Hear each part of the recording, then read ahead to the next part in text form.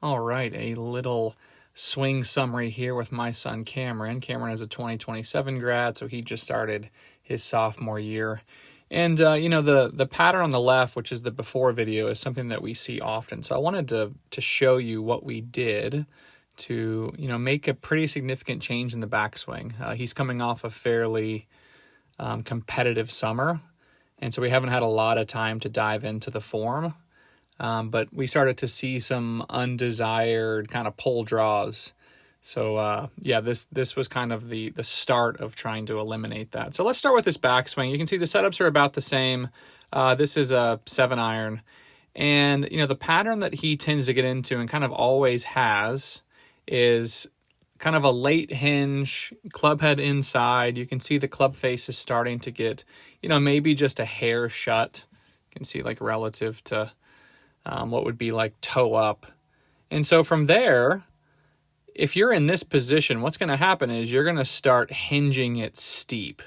So let me draw a line here just so you understand what steep means. Steep means that the shaft would be pointed kind of inside of the ball, or in this case, this yellow line represents his impact plane. So it's starting to get a little bit steep. You can kind of see his head is starting to like rock towards the target. And the other thing that I want you to pay attention to, which we'll get to here in a second in more detail, is his elbows kind of start to separate. And you kind of get into this position here where the shaft is really, really behind him. His elbow is really behind him. And then his club head, you can see here, is very, very shut. Let me actually clean that up for you. So yeah, you can see it's very shut. And so from here, what's going to happen is, typically for him, is he hits kind of a pull draw. As we can kind of see on the downswing, he's going to come down. The shaft gets actually pretty laid off in transition. And laid off would mean that it starts to actually point outside the ball. So he gets in this like really, really flat position. And then you're going to see some steepening. So there's that steepening. You can kind of see the shaft is starting to steepen and the face is starting to close. Now it looks okay, here, but you can kind of see like that's out to the right with the path and the face is shut. So I would say 80% of the time his shot is fine, but when he misses, it definitely tends to go left, and it definitely affects the face contact too. He hits a lot of toe balls. He'll sometimes heel his driver. It basically gets too far off plane to where you just see a lot of variance. So I'm going to go back to lead arm parallel here, just right there. And then we're going to transition over to the after video. So, we worked on a few different things in this video on the right, but what really clicked with him was this idea of feeling like his elbows stay together. And that was the only thing that I told him. So actually, let's go to first parallel here on the backswing, and we can just kind of see a difference. So there, you can see the right arm is definitely starting to fold, and there was zero cue to get him to have his club head to be more like on the line or more straight back. And so I think that's a good reminder to players and coaches, is that if you solve the right thing, it should domino into a lot of things. So for example, I'm not telling him to feel straight back. The other thing you'll notice is like he's not turning as much. Like there's very, very little daylight. I don't know why that was, like why that consequence was, but when he started focusing on folding the elbows kind of over his right shoulder, he instinctively started turning. So obviously if you're not turning as much to the right for a right-handed golfer, you're not going to see, as much daylight. The club's not going to go in. So now if we go to lead arm parallel, which is right about there, this is where things start to get a lot different. So you can see in this video, there's on the video on the left, there's not near as much hinge, and the hand path is much, much deeper. You can see that his hands are right here, like inside that line. And I love that his hands on the after video are above that line. And you can see now, like this really is kind of what on plane would look like. You can see that the shaft is pointing almost directly at the ball. I mean, it would technically be slightly laid off, but it's a fantastic position given he tends to be too far across the line.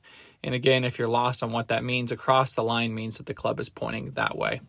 So from here, if we go back to that lead arm parallel position, you can really, actually, let's go a little bit further. You can see how separated the elbows are.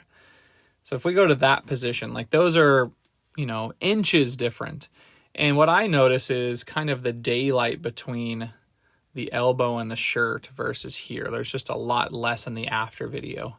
And so what's going to happen is the club's going to stay quote unquote more in front of him, and his arm swing's not going to be quite as long, and the club's not going to go laid off or across that much. It did lay off a little bit. I mean, this might be a little bit long for a 7 or an 8 iron, but I mean, it really comes down in a much different position than the other one. You can see, like, there's the difference. Just much flatter, much more shut. And these are full speed too. Like, this isn't, trying to do something at a slow speed. And so as we continue down on this after video, you can see, I mean, this is a slight draw intent. He's just really coming down that line slightly from the inside to where things are likely going to be good. And that all started from the backswing. So your takeaway is, that's no pun intended, the takeaway for you, if you're watching this and you're a junior or a player trying to work on their swing, I would argue the better that you can get your backswing, the downswing just kind of takes care of itself. So if you're like my son and you're getting in this position, you're having to do a lot of things to like make the shot work and make the contact work. He's a good player, so he kind of makes it work most of the time, but again, he's playing, 54 hole events, 36 hole events. The likelihood of being able to hit a lot of shots really, really well becomes pretty low. And so with this swing on the right, if he can kind of maintain this and be going more up that line and kind of start to game this feeling you can see here, then I think he's going to start hitting a lot straighter shots. The face contact is going to be better. The face isn't going to be as close on the downswing, and you should see some results. So not everyone needs to be swinging down the line like this. This just happens to be that he kind of hits it better when he's in this position, as probably a lot of people would. So if you struggle with your backswing, I would encourage you, this yellow line is really just, you can see it's the impact plane right there. So that's where his shaft is right before he hits it.